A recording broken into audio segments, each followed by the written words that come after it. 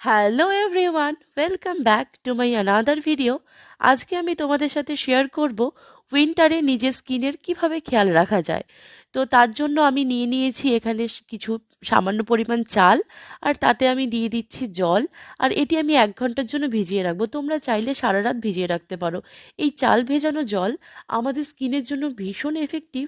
এটি আমাদের skin lightning, brightening এবং গ্লাস লুক স্কিনের জন্য খুব উপকারী। তো তারপর আমরা নিয়ে নেব এখানে একটি বোল, আর তাতে দিয়ে দেব সেই চাল ভেজানো জলটি।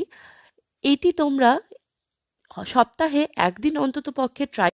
এবার আমি এই জলের সাথে মিশিয়ে দেব একটু মধু। মধু আমাদের স্কিনকে ময়শ্চারাইজ রাখে সব সময়। তোমরা চাইলে মধু রাতে মেখে ঘুমোতে পারো, সকালে উঠে দেখবে স্কিন ভীষণ সফট হয়ে গেছে। তো এই দুটিকে আমরা ভালোভাবে মিশিয়ে নেব।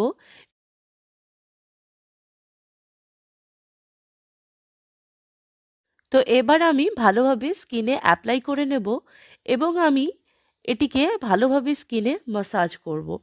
তারপরে এটি আমি 10 থেকে 15 মিনিটের জন্য এভাবেই ছেড়ে দেব। তারপর ঠান্ডা জলে ভালোভাবে ধুয়ে নেব।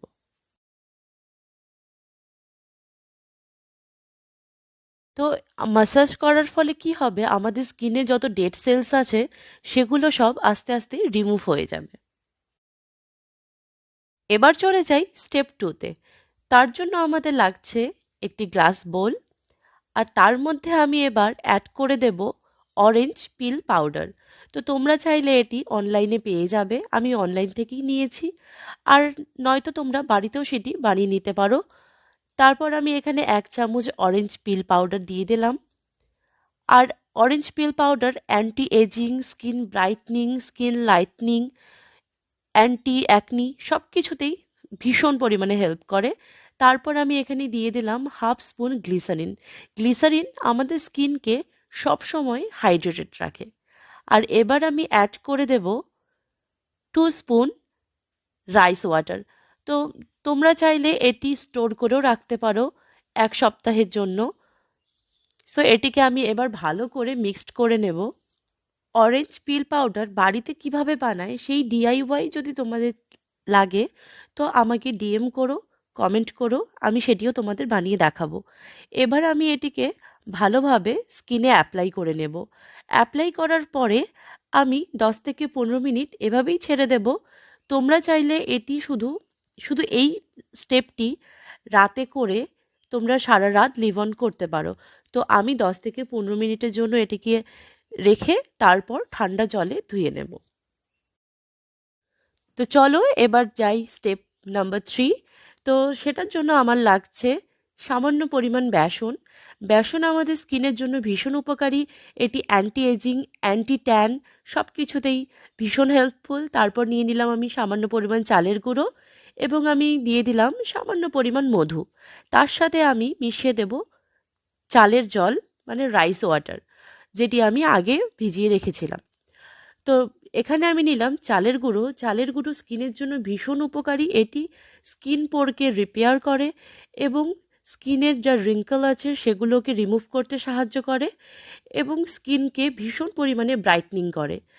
তো এবার আমি এই মিশ্রণটিকে ভালোভাবে স্কিনের মধ্যে অ্যাপ্লাই করে নেব।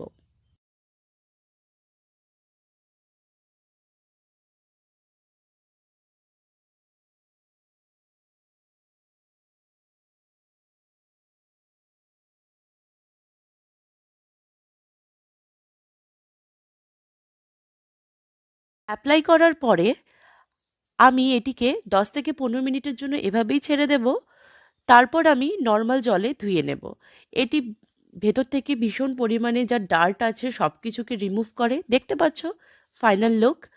তো তারপর আমি rice water as a toner আমি স্কিনের মধ্যে ড্যাব ড্যাব করে অ্যাপ্লাই করে নেব। তোমরা চাইলে এই রাইস ওয়াটার স্টোর করতে পারো 10 to 15 ডেজের জন্য। তো আমি এটি ভালোভাবে অ্যাপ্লাই করে নেব। এটি স্কিন পোরকে আবার ভালোভাবে লক করে দেবে।